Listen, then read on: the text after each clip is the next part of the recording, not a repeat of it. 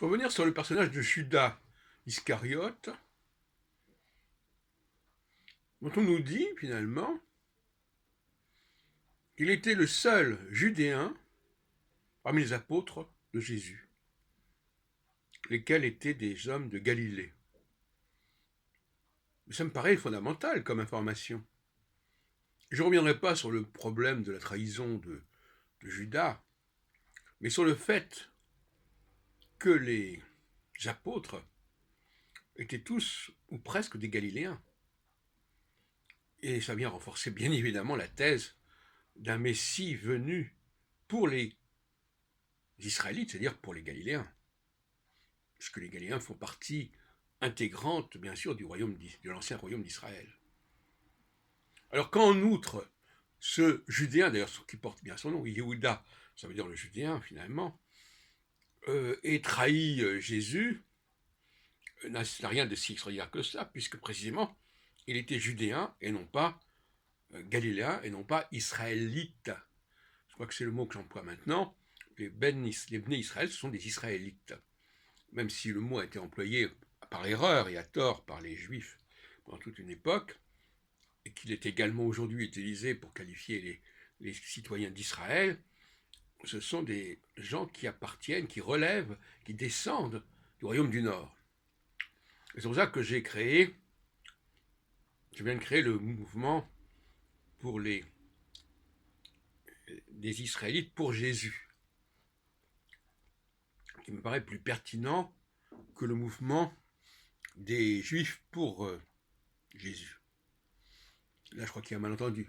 Moi, je suis pour la discussion entre ces différentes mouvances, bien évidemment. Mais quand Jésus dit « Je suis venu pour les brebis perdues d'Israël », je crois qu'il n'y a pas de doute sur le fait que c'est bien pour les Israélites qu'il est venu. Alors on a voulu faire disparaître, et ça c'était bien commun pour certains de croire que les Israélites avaient disparu. Ils n'ont pas du tout disparu.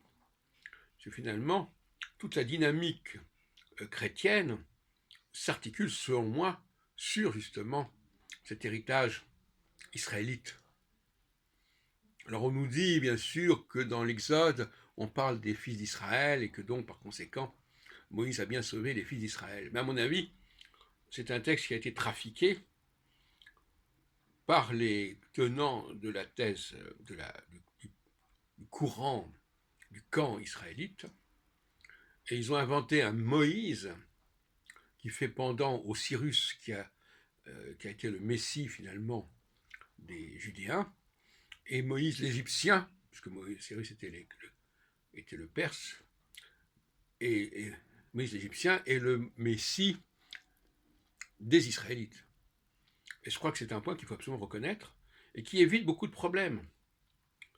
On en a déjà parlé à plusieurs reprises.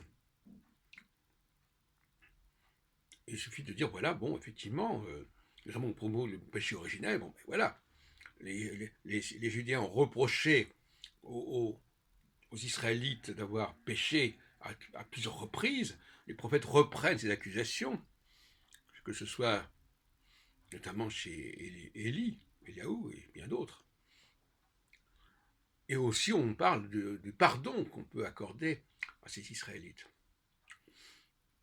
Voilà, donc il faut bien comprendre que le terrain est piégé, puisque une partie des textes bibliques actuels est l'œuvre, ou en tout cas est retouchée, interpolée par les tenants du royaume du Nord. Et en cela, on comprend mieux pourquoi le Nouveau Testament